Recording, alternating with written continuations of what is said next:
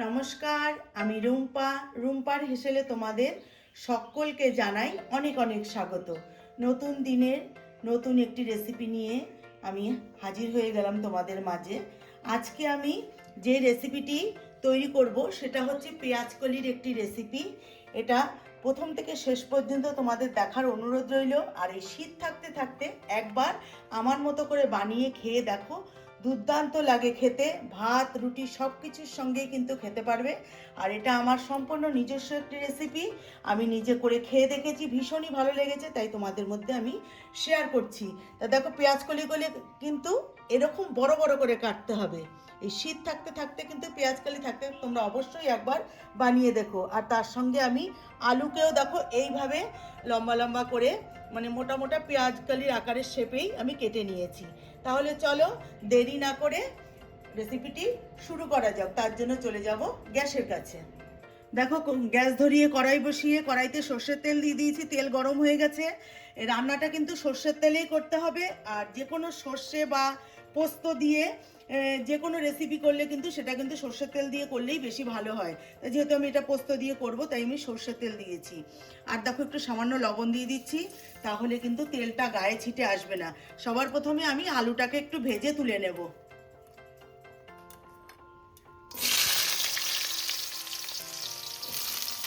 দিয়ে দেবো একটু সামান্য হলুদ গুঁড়ো, দিয়ে গ্যাসের ফ্লেমটাকে বাড়িয়ে আমি আলুটাকে একটু লাল লাল করে ভেজে তুলে নেব। দেখো, আলুটাকে কিন্তু আমি বেশ লাল লাল করে ভেজে তুলে নিয়েছি, কারণ এই রেসিপিটা কিন্তু বা এই রান্নাটা কিন্তু একদম শুকনো শুকনো হবে, বেশি জল দেওয়া যাবে না। তাই এমনভাবে ভেজেছি আলুটা যেন সিদ্ধ হয়ে যায়, আর সিদ্ধ হয়েও গেছে। এবার আমি ওই তেলের মধ্যেই আমি দিয়ে দিচ্ছি ফোড়নে কালো জিরে। কালো জিরে দিয়ে দিলাম। এবার আমি দেব এর মধ্যে কেটে রাখা পেঁয়াজটা। এটা আমার সম্পূর্ণ কিন্তু নিজস্ব রেসিপি, তোমরা অবশ্যই একবার বাড়িতে ট্রাই করবে। ভীষণই ভালো লাগে খেতে, সব কিছুর সঙ্গে, রুটি পরোটা গরম গরম ভাতের সঙ্গে সব কিছুর সঙ্গে ভালো লাগবে। এবার আমি পেঁয়াজটা একটু সামান্য ভেজে নেব, খুব বেশি ভাজবো না। দেখো, পেঁয়াজটা কিন্তু আমি হালকা ভেজে নিয়েছি। এবার আমি এর মধ্যে দিয়ে দেবো পেঁয়াজ কালি। দেখো, পেঁয়াজ কালিগুলো কিন্তু এইরকম বড় বড় শেপেই কিন্তু কাটতে হবে। বেশি ছোট শেপে কাটলে কিন্তু পেঁয়াজ কালিগুলো গলে যাবে একদম। এই জন্য এবার পেঁয়াজ কালিটা দিয়ে দিচ্ছি।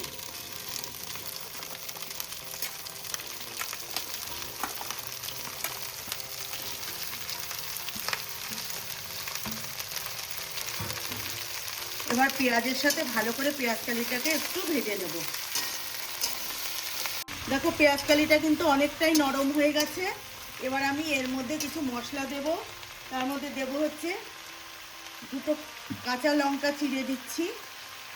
এটা কিন্তু একটু ঝাল ঝাল খেতে ভালো লাগবে, তবে যারা ঝাল খেতে পছন্দ করো তারা লঙ্কাটা একটু বেশি দেবে, যারা ঝাল খেতে পছন্দ করো না তারা ঝালটা কম দেবে। 3টে কাঁচা লঙ্কা দিয়ে দিলাম। আর দেবো পরিমাণ মতো একটু লবণ দেবো। পোস্তর মধ্যে আমি লবণ দিয়ে বেটেছি, তাই লবণটা দেখে দিতে হবে। দিয়ে দিলাম লবণ। আর দেবো, যেহেতু পোস্ত দিয়ে করবো তাই হলুদটা কিন্তু খুব বেশি দেবো না, হালকা একটু হলুদ গুঁড়ো দেবো। এবার আমি এই মশলার সাথে পেঁয়াজ কলিটা আরেকটু ভেজে নেব। দেখো, পেঁয়াজ কালি কিন্তু ভাজা আমার হয়ে গেছে। পেঁয়াজ কালি বেশি ভাজার প্রয়োজন পড়ে না, যতটুকু ভাজার ততটুকু আমার ভাজা হয়ে গেছে। এবার আমি এর মধ্যে দিয়ে দেবো বেটে রাখা পোস্ত। পোস্ত কিন্তু আমি কাঁচা লঙ্কা দিয়ে বেটে রেখেছি, যেহেতু লঙ্কাগুলো খুব ঝাল, এখানে আমি 4টে কাঁচা লঙ্কা দিয়ে পোস্তটা আমি বেটে নিয়েছি। এবার পোস্তটা দিয়ে দিলাম। এর মধ্যে খুব বেশি জল পড়বে না, ওই বাটি ধোয়া জল যতটুকু দেওয়ার ততটুকুই দেব। এবার আমি পোস্তটাকে পেঁয়াজ কালির সাথে ভালো করে কষিয়ে নেব। দেখো, পোস্তটা কিন্তু আমার কষানো হয়ে গেছে। পোস্ত বেশি কষাতে লাগে না, যতটুকু কষানো হয়ে গেছে। এবার আমি দেখো, জল দেব না বলেছি বেশি, এই যে পোস্তর বাটি ধোয়া জলটা আমি দিয়ে দিচ্ছি। বাড়িতে কেউ সুগারের পেশেন্ট থাকলে আলুটা কিন্তু স্কিপ করতে পারো, আলুটা না দিলেও চলবে। এবার আমি ভেজে রাখা আলুটা দিয়ে দিচ্ছি। আলুটা কিন্তু ভাজতে ভাজতেই কিন্তু সেদ্ধ হয়ে গেছে। এবার আমি এর মধ্যে একটু সামান্য চিনি দেবো। মিষ্টিটা দিলে কিন্তু খেতে কিন্তু ভালো লাগবে। তোমরা যদি পছন্দ না করো তাহলে দেবে না, তবে দিলে খুব ভালো হবে, খেতেও ভালো লাগবে। যেহেতু আলু আমার সেদ্ধ হয়ে গেছে, পেঁয়াজকালি তো সেদ্ধর কোনো ব্যাপার না, সেদ্ধ হয়েই গেছে। এবার আমি এর মধ্যে একটু চিনি দিয়ে দেবো। এটা একদমই শুকনো হবে, রাতে রুটির সঙ্গে কিন্তু খেতে ভীষণই ভালো লাগবে। তোমরা অবশ্যই একবার বানিয়ে খেয়ে দেখো। আমি সামান্য একটু চিনি দিয়ে দিলাম। এবার আমি কিছুক্ষণ নাড়াচাড়া করে নামিয়ে নিয়ে তোমাদেরকে দেখাবো। দেখো, পোস্ত দিয়ে পেঁয়াজকালি তরকারিটা কিন্তু একদম রেডি হয়ে গেছে। এইরকমই কিন্তু শুকনো শুকনো হবে।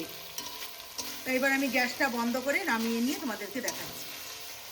দেখো বন্ধুরা, পোস্ত দিয়ে পেঁয়াজকালির আমার নিজস্ব সম্পূর্ণ রেসিপিটা কিন্তু একদম তৈরি। তোমরা তো দেখলেই আমি কিভাবে বানালাম।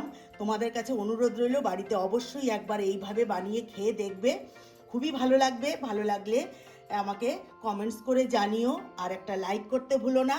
আমি তাহলে মনে করব তোমরা যদি একটা লাইক করো যে না, তোমাদের রেসিপিটা ভালো লেগেছে। তাহলে আমার চ্যানেলের নতুন বন্ধু হয়ে থাকলে চ্যানেলটিকে সাবস্ক্রাইব করে নেওয়ার অনুরোধ রইল। যারা করেছো তাদেরকে অসংখ্য অসংখ্য ধন্যবাদ। আর ফেসবুক থেকে যারা দেখো অবশ্যই ফলো করে নিও। তাহলে আজকের মতন এখানেই বিদায় নিচ্ছি, আবার হাজির হয়ে যাবো নতুন কোনো রেসিপি নিয়ে। নমস্কার।